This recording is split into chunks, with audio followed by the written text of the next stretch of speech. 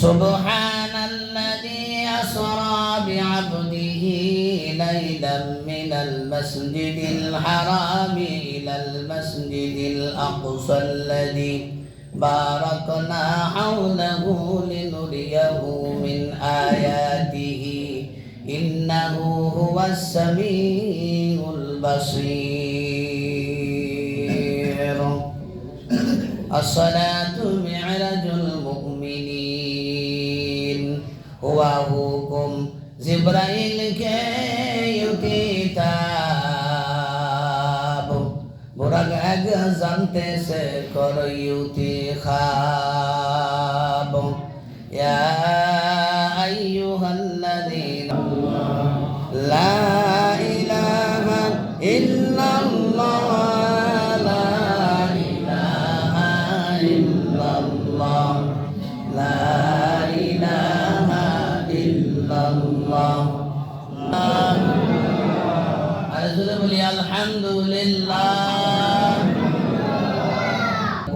যদি ঘুমন্ত অবস্থায় জোরে জোরে ডাকবেন মাথার বিল নষ্ট হওয়ার সম্ভাবনা আছে। এই জন্য হাদিসের মধ্যে আছে পাও টিপবেন, তা না হলে মাথার মধ্যে হাত বুলাইতে থাকবেন, অটোমেটিক সজাগ হয়ে যাবে। বলেন সুবহানাল্লাহ। কত সুন্দর ভাইরা আমার, বন্ধুরা আমার। জিবরাইল যখন পাওয়ার মধ্যে হাত দিলেন, তখন দিলেন নবী দেখে জিবরাইল ফেরেশতা বলে হুজুর উঠেন। হস্ত মুবারক ধরলো, ধরিয়া তখন উযুখানার মধ্যে আনলো, উযু করলো। উযু করার পরে আল্লাহর হাবিব 2 রাকাত নামাজ পড়ছে। কয় রাকাত? 2 রাকাত নামাজ পড়লো। এই সময় আমার ভাইরা যদি সফরে যান, সফরের মধ্যে যান, তাহলে আগে 2 রাকাত নামাজ পড়িয়ে তারপরে বাড়ি থেকে বাইরে হইবেন। নফল নামাজ, কি নামাজ? নফল 2 রাকাত নামাজ পড়বেন, নামাজ পড়িয়া বাড়ি থেকে বাইরে হয়ে যাইবেন। আল্লাহু আকবার। আল্লাহর হাবিব 2 রাকাত নামাজ পড়লো। নামাজ পড়ার পরে তখন সালাম ফিরাইলো। জিবরাইল ফেরেশতা বলল, এই যে হুজুর আপনার জন্য দ্রুতগামী বুরাক আল্লাহ পাক রব্বুল আলামিন পাঠিয়ে দিয়েছে। বলেন সুবহানাল্লাহ। হুয়া হুকুম জিবরাইল কে ইতিজাব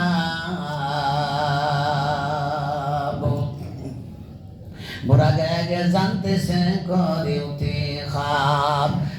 আমার বন্ধু আমার, আল্লাহর হাবিব জনাবে রাসূলুল্লাহ সাল্লাল্লাহু আলাইহি ওয়াসাল্লাম বলতেছে, আরে আমার উম্মত 50,000 বছরের রাস্তা, আসরের মধ্যে কয় হাজার বছরের রাস্তা হবে?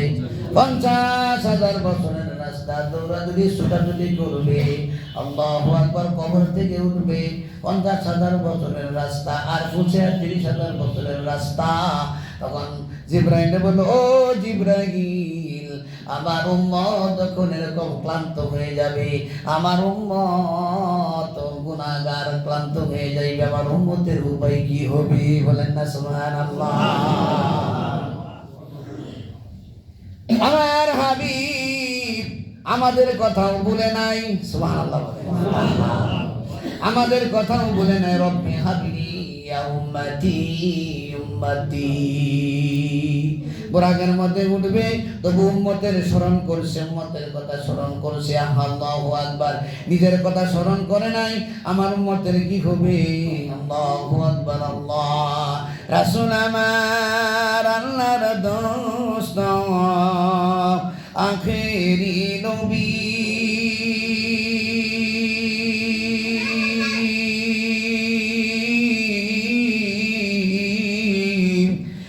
আমরা যে তার আদরের উম্মত, উম্মতের করলাম কি?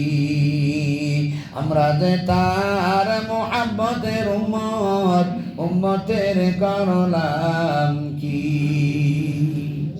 আল্লাহু আকবার। জনাবে রাসূলুল্লাহ সাল্লাল্লাহু আলাইহি ওয়াসাল্লাম উম্মতের কথা বলে নাই। তখন আল্লাহ পাক রব্বুল আলামিন জিবরাইলে কয়, জিবরাইল আমার হাবিব এত দেরি করছে কেন? তখন বলল তার উম্মতের জন্য সেই ব্যক্তি কান্নাকারি করতেছে, উম্মতের কি উপায় হবে? इंतजार करते करते चश्मा लागर हो गया, हमने शीनी तो बनाया आई मेरे दिलदार ने। इंतजार करते करते चश्मा लागर हो गया, हमने शीनी तो बनाया आई मेरे दिलदारों ने। अल्लाह पाक रब्बुल आलामीन इंतजार করতেছে, আজ ইব্রাহিম আমার হাবিব বলো জলদি করে উঠতো। আল্লাহু আকবার।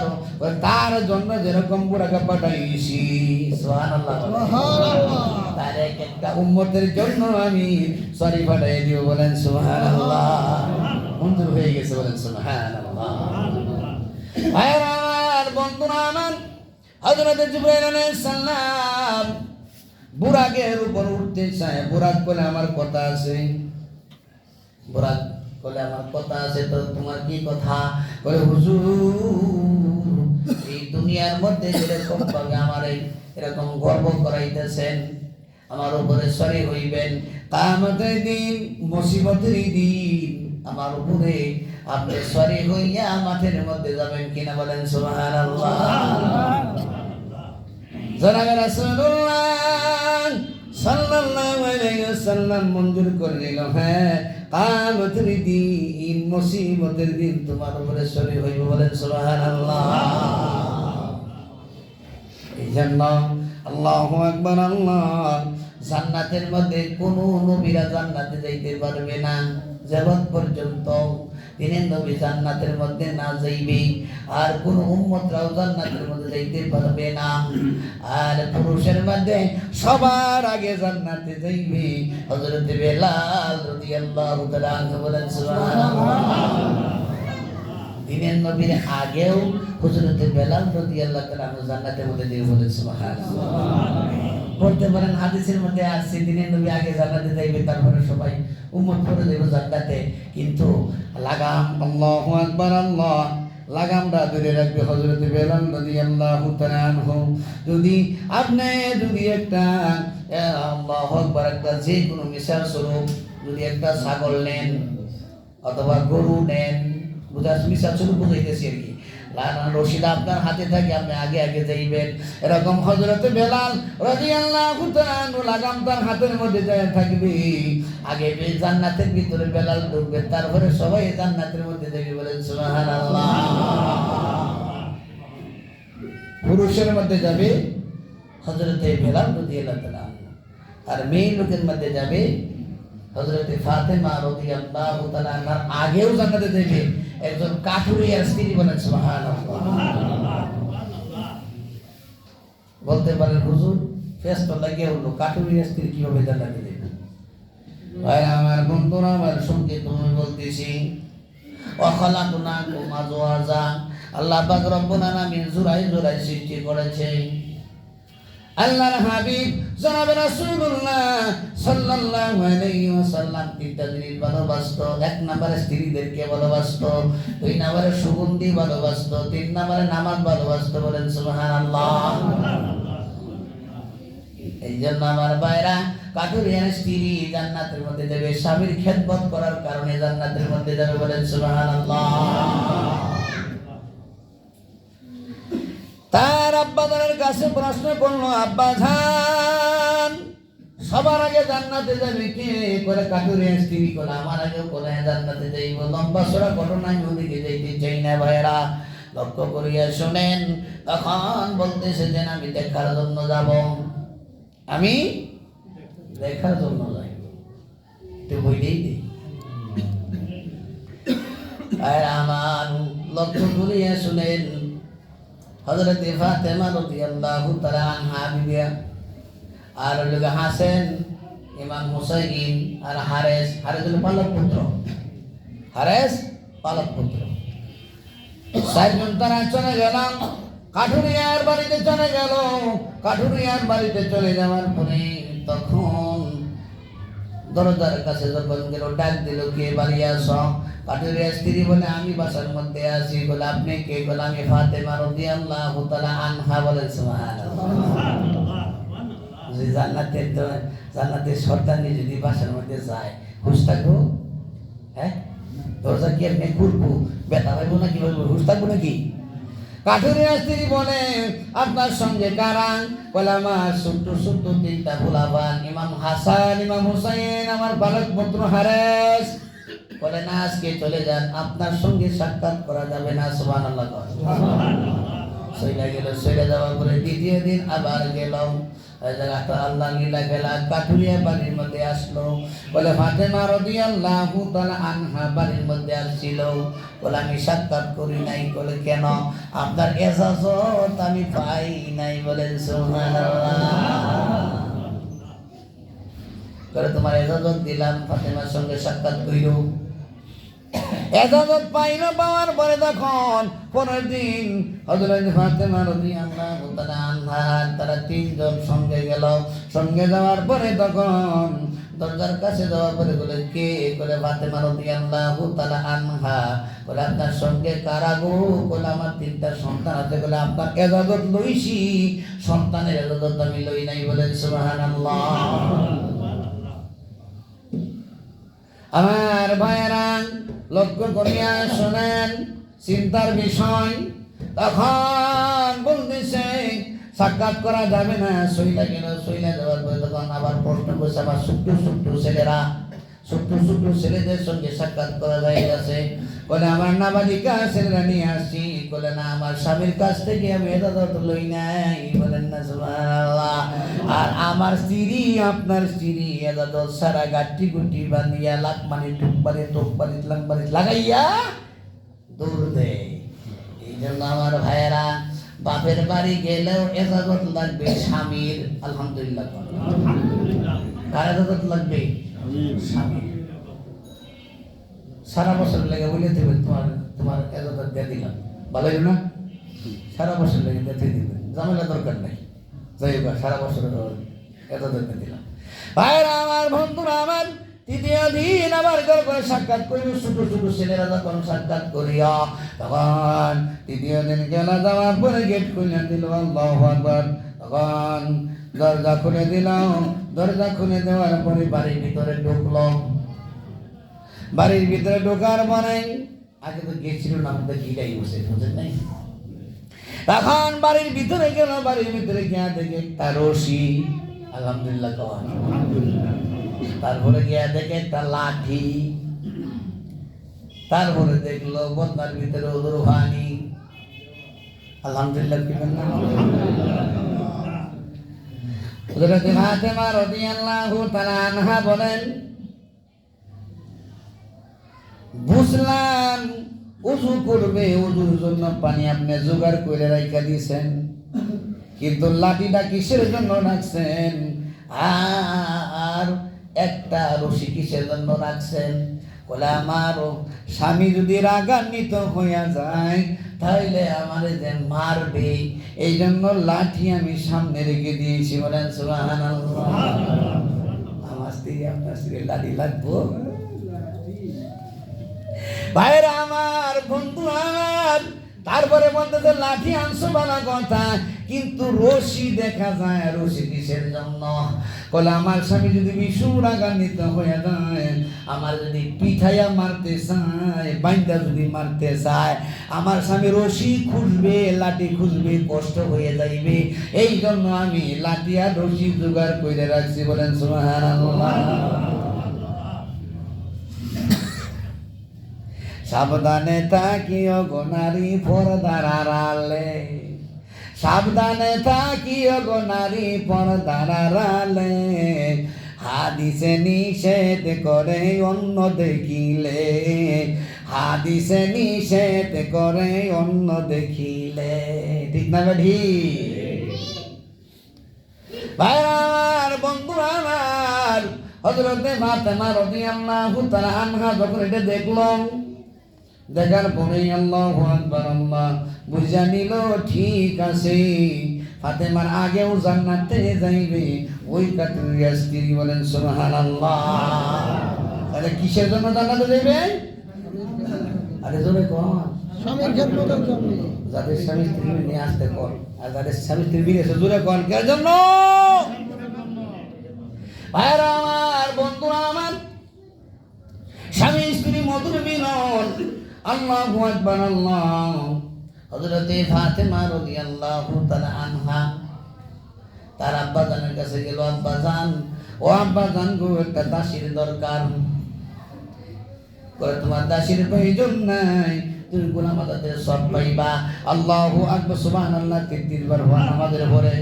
কয়বার? 33 বার সুবহানাল্লাহ বলবা, আলহামদুলিল্লাহ 33 বার বলবা, আল্লাহু আকবার 34 বার বলবা, তোমার বেশি নেকি হইবে, বলেন সুবহানাল্লাহ।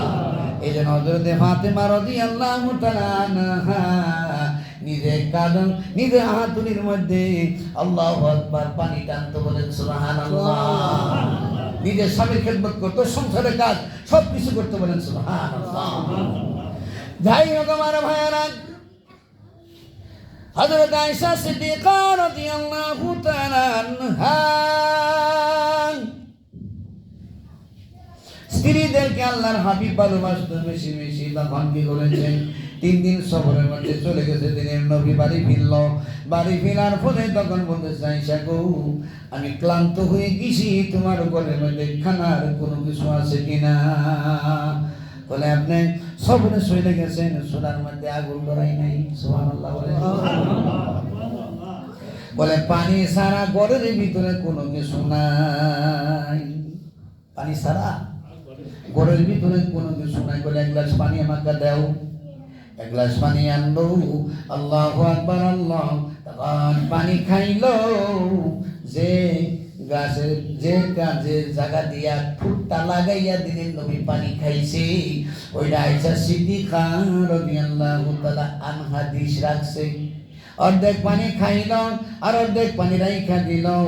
ওই পানিটা ওই জায়গার মধ্যে ঠুট লাগাইয়া হযরতে আয়েশা সিদ্দিকা রাদিয়াল্লাহু তাআলা আনহা পানি পান করছে, বলেন সুবহানাল্লাহ।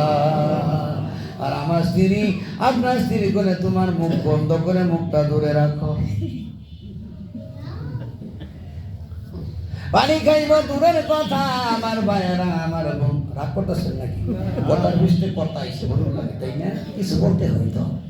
আমার ভাইয়েরা তখন বলতেছে, আল্লাহু আকবার, তোমার খাওয়া পানি আমি খাবো না, আড্ডা পানি আমি খাবো না। আল্লাহু আকবার। এটা কি মধুর মিলন কয় নাকি? মধুর মিলন কয়?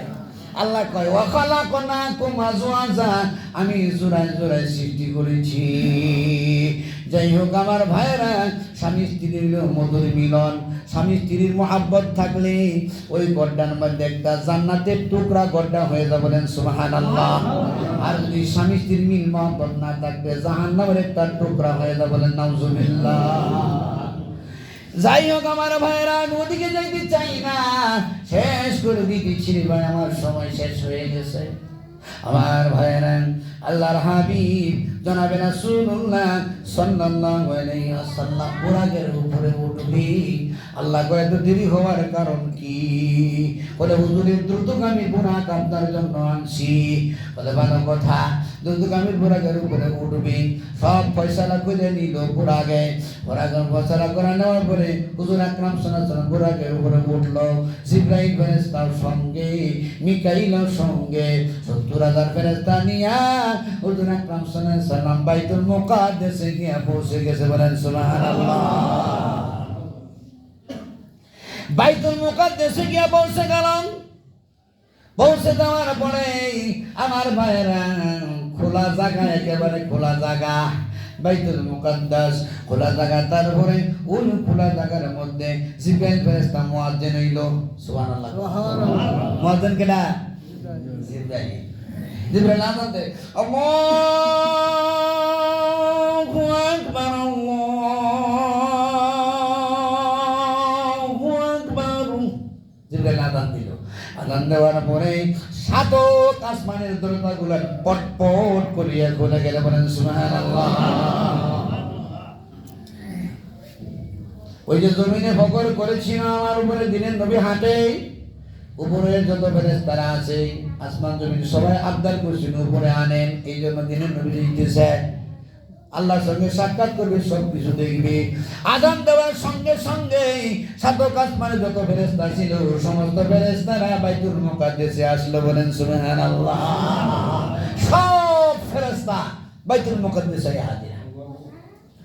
আর 1,02,24,000 পয়গাম্বর সমস্ত নবীরা এই বাইতুল মুকাদ্দাসে হাজির হয়ে গেল, বলেন সুবহানাল্লাহ। এখন নামাজ পড়বে, ইমামতি করবে কে? কাতার সুদা হয়ে গেল, ইমামতি করবে কে? মুসল্লার জায়গা খালি। তখন জিবরাইল ফেরেশতা বলল, হুজুর, হস্ত মুবারক ধরলো, হাত মুবারক ধরলো, হাত মুবারক ধরিয়া বলে, হুজুর, আপনি তো নবী, আপনার মতো উপযুক্ত এই জায়গার মধ্যে নাই, আপনি মুসল্লার উপরে শুনিয়া যান, বলেন সুবহানাল্লাহ। 2 রাকাত নামাজ পড়লো। কয় রাকাত? 2 রাকাত নামাজ পড়লো। নামাজ পড়ার পরে এখন সালাম যখন ফিরাইলো, সালাম ফিরানোর পরে জিবরাইল ফেরেশতা জিজ্ঞেস করে, হুজুর, আপনার পিছনে আজকে কারা নামাজ পড়ছে আপনি জানেন নাকি? বলে, না, আমি জানি।